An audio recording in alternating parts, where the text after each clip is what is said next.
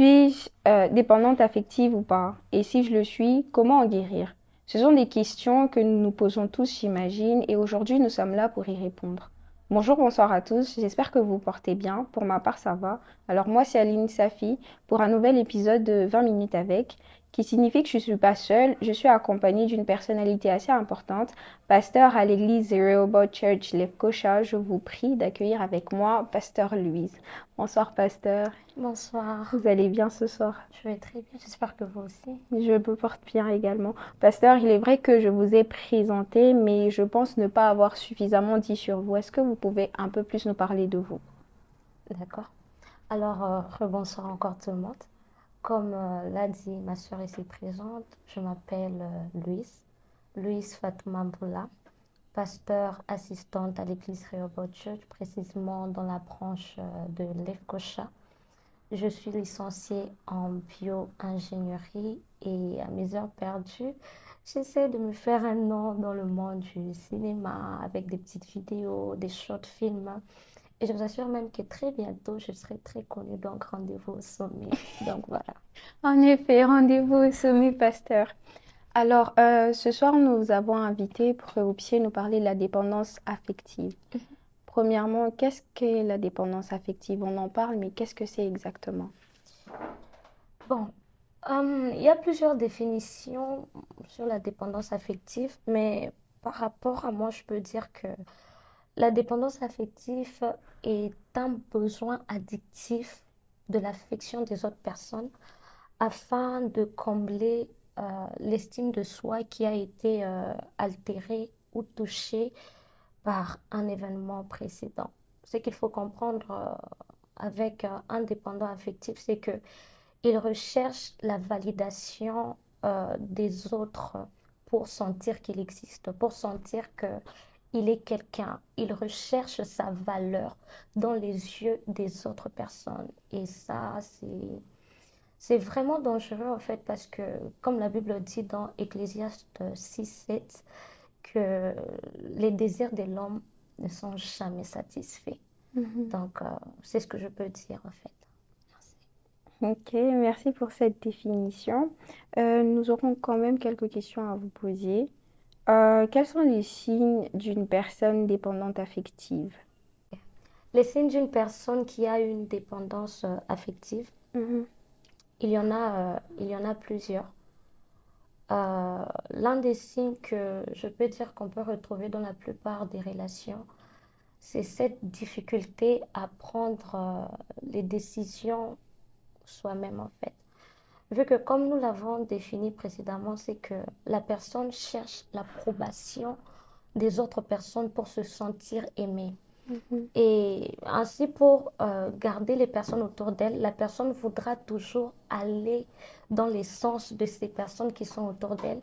Et cette personne aura des difficultés à prendre des décisions elle-même pour des petites choses, toujours demander l'avis des autres personnes et tout. Et ce genre de choses, ça, c'est dans toutes les relations, que ce soit amicales, que ce soit amoureuses et tout ce qui va avec. Et avec ce signe, la plupart des personnes qui ont la dépendance affective ne se rendent pas compte qu'elles sont malades. Pourquoi? Parce qu'elles ont tendance à confondre ça avec l'amour. Dans le sens que quand nous sommes en relation, que je suis en Mhm. relation avec quelqu'un, la logique est que quand je dois prendre une décision, je dois en parler à mon partenaire. Mhm. Mais la différence entre l'amour et la dépendance affective, c'est que en amour, je, pour prendre une décision, je tiens compte de mon avis, je tiens compte aussi de ton avis, Mhm. et après, je vais tirer une conclusion et voir ce que je peux faire après. Mais Mhm. avec la dépendance affective, c'est que je tiens compte de ton avis, mon avis ne compte pas, parce que tout ce que je veux, c'est te garder à côté de moi, c'est aller dans ton sens, et ne pas te contredire pour que, voilà, pour que tu ne puisses pas aller loin de moi, pour que tu ne puisses pas me quitter. C'est à peu près ça. Et un autre signe de la dépendance affective, c'est la tolérance à des choses que normalement on ne peut pas tolérer. Et Mhm. c'est l'une des choses que l'on retrouve plus chez les femmes que les hommes, bien que certains hommes aussi se retrouvent dans ce cas. Par exemple, vous allez vous retrouver avec une femme qui est en relation avec un homme abusif, Mhm. un homme violent, un homme, voilà, un homme qui ne la mérite pas, mais tout simplement parce que elle recherche au fait quelque chose. Elle veut combler un vide, au fait. Elle veut se sentir aimée.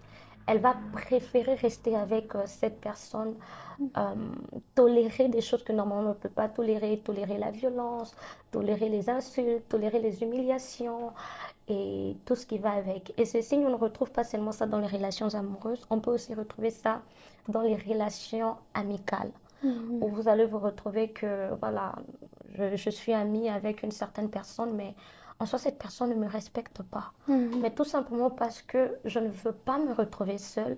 J'ai, en fait, la présence de cette personne comble un petit quelque chose que je n'ai pas, que je n'avais pas dès les débuts. Et ben, je préfère rester avec cette personne malgré les humiliations, malgré les insultes, malgré que peut-être cette personne n'est pas d'une bonne compagnie pour moi. Et voilà. Dites-nous, pasteur, après avoir donné la définition, quelles sont les causes qui mènent à la dépendance affective? Alors, parlons des causes qui mènent à la dépendance affective. Il y en a plusieurs. Mais j'ai eu à subdiviser ces causes en deux groupes. Ok. Le premier groupe, c'est le groupe des causes primaires, en fait. Mhm. Ce sont des causes qui subviennent lorsque la personne atteinte de dépendance affective est encore enfant, est encore dans les bas âges et tout. Mhm. Et parmi les causes primaires, nous retrouvons la carence affective, en fait, dans la vie de cette personne. Mhm.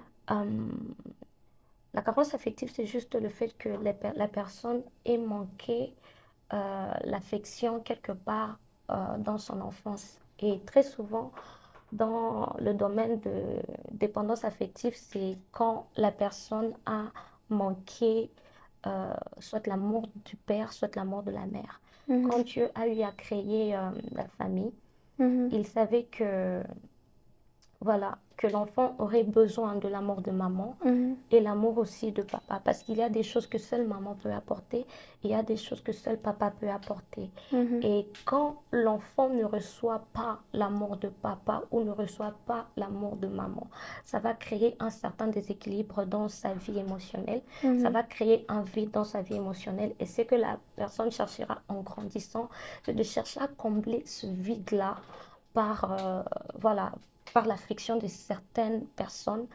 Et la personne peut se plier en quatre pour juste arriver à combler ce vide-là qui est dans son cœur pour se sentir en fait aimé. Parce que depuis la création, Mhm. il y a, il y a, je peux dire, il y a une partie Mhm. dans notre âme qui est destinée à recevoir l'amour de nos parents et tout. Et si la personne ne reçoit pas ça, quelque part, la personne cherchera à combler ce vide. Et l'une, l'autre cause Mhm. primaire que je peux donner, Mhm. cette cause primaire est un peu contradictoire avec la première. Comme j'ai dit, la première cause, c'est la carence affective. Mhm. La deuxième cause, je peux dire, c'est un excès affectif. Je vais donner un exemple. D'abord, premièrement, il faut savoir que euh, la nature, la Bible dit, la nature ne vous enseigne-t-elle pas? Et la nature nous enseigne que dans toute chose que nous faisons, il doit y avoir un équilibre. Mhm. Et cet équilibre doit même être là dans notre façon de démontrer l'amour ou notre affection aux personnes qui nous entourent. Je vais donner un exemple d'un enfant qui a grandi dans une famille où il a été choyé, il a été gâté. Mhm. On lui a tout le temps dit qu'il peut réussir, il peut faire de grandes choses et tout. Et imaginez que cet enfant n'a pas été préparé psychologiquement qu'il peut arriver que tu arrives quelque part où il y aura des gens qui ne vont pas te soutenir, il y aura des gens qui ne vont pas t'acclamer, il y aura des gens qui ne vont pas t'aimer et tout. Cet enfant qui n'a pas été préparé déjà dès les bas âges parce que quelque part, ses parents cherchaient à le surprotéger, à lui montrer beaucoup d'amour. Une Mhm. fois que cet enfant va se retrouver dans un environnement où il se rend compte que les gens ne me montrent parce que ma famille avait l'habitude de me montrer, ces personnes ne m'acclament pas, ces personnes ne me montrent pas de l'amour, ces personnes ne me disent pas certaines choses et tout, et Mhm. ben cette personne va vouloir recréer cette atmosphère familial, en fait. Pourquoi? Parce que tout simplement, il a été surprotégé, il n'a pas été préparé que un jour tu vas te rencontrer avec des gens qui ne vont pas te montrer, en fait, tout l'amour que nous, ta famille, nous te montrons. Mhm. Et cet enfant voudra recréer cette atmosphère familiale. Et pour recréer cette atmosphère familiale, cette personne va se mettre à la quête de l'affection de certaines personnes juste pour recevoir certaines choses venant de ces personnes. Et l'autre cause primaire qui survient dans l'enfance, en fait, c'est le fait de grandir dans des familles querelleuses. Une chose qu'il faut comprendre, c'est qu'une personne qui a grandi dans une famille querelleuse est différente d'une personne qui a grandi dans une famille, je ne peux pas dire une famille parfaite parce que Mhm. toutes nos familles ne sont pas parfaites, mais dans une famille saine.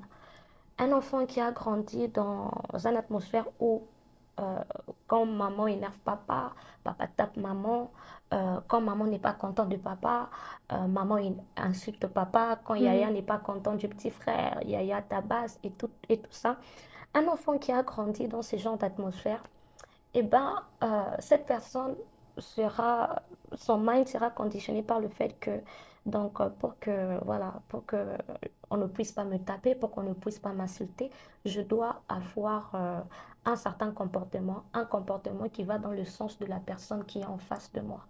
Et cette personne va grandir avec ça de manière à ce que peu importe les relations que cette personne entretient, elle sera toujours en mode que pour qu'on ne m'insulte pas, pour que je reçoive de l'amour, pour que voilà, pour que je sois à l'aise avec cette personne, pour que Mhm. cette personne m'aime réellement, pour que cette personne ne me quitte pas, je dois avoir un comportement qui va dans son sens. Et cet Mhm. enfant ne réfléchira pas, est-ce que ce que je suis en train de faire c'est bien, est-ce que je fais ce mal, tellement que cette personne a grandi dans une atmosphère où voilà, pour que papa ne se fâche pas, maman devait faire certaines choses et tout. Et cette peur-là va conduire cette personne à faire des choses que normalement elle ne devait pas faire d'une Mhm. certaine façon. Et l'autre, l'avant-dernière cause primaire, je peux dire que ce sont des agressions psychologiques. Et quand je parle des agressions psychologiques, je vois les insultes, les réprimandes, euh, like, euh, tout le temps dire à l'enfant que il ne vaut rien, il ne réussira pas, et tout ce qui va avec, en fait. C'est l'une des choses qui crée la dépendance affective parce que cet enfant sera conditionné par le fait que je n'ai rien à apporter, je n'ai rien à donner, mais Mhm. tellement qu'en nous, on a cette partie, en fait, où on a besoin de recevoir de l'amour, la personne va, disons qu'elle se dit que je n'ai rien, je ne suis rien, je ne vaux rien, la Mhm. personne voudra faire certaines choses juste pour recevoir l'amour des autres personnes. Et la dernière chose que je peux donner par rapport aux causes primaires, Mhm. qui, les causes primaires qui peuvent causer la dépendance affective, je peux dire c'est l'éducation qui a altéré l'estime de soi de la personne. Et là, je veux vraiment parler spécifiquement aux femmes et aux hommes. Je vais d'abord commencer avec les femmes. Dans notre société africaine, on nous a enseigné que la valeur d'une femme se résume à la virginité qu'elle a et tout. Mhm. Et aujourd'hui, il y a des femmes qui ont eu à perdre leur virginité avant le mariage. Et à cause de ça, parce qu'on nous a soi-disant dit que la virginité de la femme, c'est ça même la valeur de la femme. Mhm. Et vous allez vous rendre compte qu'il y a des femmes qui se retrouvent en train de courir derrière des hommes qui, normalement, ne les méritent pas, des Mhm. hommes qui peut-être ne les aiment pas du tout, ou Mhm. des hommes qui sont peut-être abusifs, violents et tout. Tout simplement parce que dans leur tête, on les a enseignés, on leur a dit que la valeur de la femme, c'est sa virginité. Elle se retrouve à quémander de l'amour Mhm. aux hommes là qui leur a pris leur virginité, tout simplement parce qu'elles se disent, voilà, j'ai perdu ma valeur et tout ce qui va avec. Ne nous méprenons pas, je suis pasteur, voilà, je prends l'évangile et pour moi, je me dis que les relations intimes entre un homme et une femme doivent se faire dans le cadre du mariage. Mais il Mhm. peut arriver que la femme a eu à perdre sa virginité, peut-être par une erreur ou bien par un viol. mais cela ne veut pas dire qu'elle a perdu sa valeur. Donc, à toutes ces Mhm. femmes qui peut-être se retrouvent dans ces genres de situations, elles se retrouvent à courir derrière des hommes qui n'en valent pas la peine. S'il vous plaît, vous n'avez pas perdu votre valeur parce que c'est pas la virginité qui fait de vous une femme de valeur, mais c'est vous, cette femme de valeur, qui donnez de la valeur à cette virginité et tout. Amen. Et par rapport aux hommes, Mhm. toujours dans nos sociétés africaines, eh ben, euh, dans certaines familles, on a eu à imposer aux hommes que leur valeur dépend de l'argent qu'ils Mhm. donnent, de l'argent qu'ils emmènent. Mhm. On leur a dit, plus tu emmènes de l'argent, plus tu es un homme. Mhm. Or, dans la tête d'un dépendant affectif, c'est plus je donne, plus on m'aime. Mhm. Et voilà, vous allez vous rendre compte que euh, il y a certains hommes qui se retrouvent à faire certaines choses pour avoir de l'argent, pas parce qu'ils se disent d'abord que je suis le chef de la famille, je suis un responsable de foule, je dois apporter la nourriture dans ma famille ou tout simplement, mais tout simplement parce que on leur a imposé, on leur a enseigné que plus tu apportes de l'argent, plus tu es un homme et plus tu es un homme, plus on va t'aimer. C'est quand vous allez vous rendre compte que certains pères de famille ne passent plus vraiment du temps avec leur famille. Mhm. Pas parce qu'ils n'ont pas d'argent, mais il peut arriver que ces personnes ont de l'argent, Mhm. mais tout simplement parce qu'on leur a dit, on leur a imposé que plus tu emmènes de l'argent, plus tu es un homme. Et tellement qu'on les a conditionnés à ça, pour eux, ils tombent dans la dépendance affective. Ils se disent, plus j'emmène de l'argent, parce qu'un dépendant affectif, c'est plus tu donnes, plus on t'aime. Plus j'emmène de l'argent, plus on va m'aimer. Et par moments, ils se retrouvent à faire certaines choses que normalement, ils ne devraient pas faire. Et voilà. En ce qui concerne les causes secondaires, ce sont des causes qui surviennent lorsque la personne a atteint un certain âge, Mhm. l'âge adulte en fait. En ce qui concerne les causes secondaires, il n'y en a pas vraiment beaucoup parce que la plupart des dépendants affectifs naissent plus dans l'enfance, dans leur famille. Mais il peut arriver certaines choses qui peuvent faire en sorte que la personne puisse devenir dépendante. Et parmi ces choses, il y a la tromperie ou la trahison, toute forme en fait de trahison. Mhm. Voilà, quand la personne a été trahie, quand la personne a été trompée, quelque part, l'estime de soi a été touchée. La personne se dit que, bon, j'ai rien, si la personne m'a trahi, si la personne m'a trompée, c'est tout simplement parce que je n'ai rien à apporter, je n'ai rien à donner, je ne suis rien en fait, je ne vaux rien. Mhm. Et voilà, dans ces prochaines relations, la personne sera toujours tentée de retenir les autres personnes par certaines choses, de ne plus présenter ce qu'elles sont réellement. Pourquoi? Parce que dans leur tête, elles se disent, bon, moi, je ne vaux rien, je n'ai pas de valeur. Mhm. Et elles vont faire tout leur possible pour voilà, retenir les personnes qui sont en face d'elles. Et l'une aussi des causes primaires que j'ai eu à remarquer dans les vies de plusieurs personnes, c'est aussi la peur de ne pas bien remplir ses responsabilités. Il peut arriver que dans la vie, qu'on nous donne certaines responsabilités ou qu'on soit face à certaines responsabilités. Tu deviens leader dans, dans une certaine filière, tu deviens leader quelque part, tu deviens la belle-fille d'une famille, tu deviens le beau-fils d'une famille, tu deviens le chef quelque part et tout. Et à chaque fois que tu es face à des nouvelles responsabilités, il y a toujours une question qui se pose. Est-ce que je saurais le faire? Est-ce que je saurais être un bon leader? Est-ce que je saurais être une bonne belle-fille, par exemple, pour ma belle famille? Est-ce Mhm. que je saurais être un beau-fils exemplaire pour ma belle famille? Et dans cette peur, la personne, si elle n'est pas bien préparée mentalement, la personne risque de tomber dans le piège de pour que je remplisse bien mes responsabilités, je dois satisfaire tout le monde. Mhm. Et dans la quête de vouloir satisfaire tout le monde, la personne sera plus attachée aux opinions des autres, à se sentir, voilà, je suis un bon leader par rapport à ce que les autres disent de lui Mhm. et non par rapport à ce que la personne fait ou que la personne donne d'elle-même. Donc, c'est ce que je peux dire par rapport aux causes.